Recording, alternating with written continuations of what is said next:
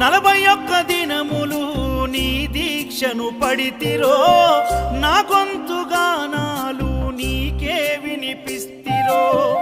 అన్ని వదిలి నేను నీ పూజలు చేస్తిరో, నన్ను నేను మరచి నీ సేవలో ఉంటిరో. భక్తితోని భజన చేస్తూ బయలుదేరితి, శక్తినిచ్చి నన్ను నడిపించు శబరికి.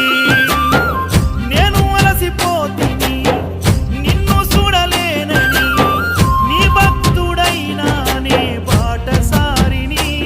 క్షణముండలేను తండ్రి నేను తల్లడిల్లిపోతి, ఈ పాదయాత్రలో నీ దరి కాననైతిని. ఎంత దూరం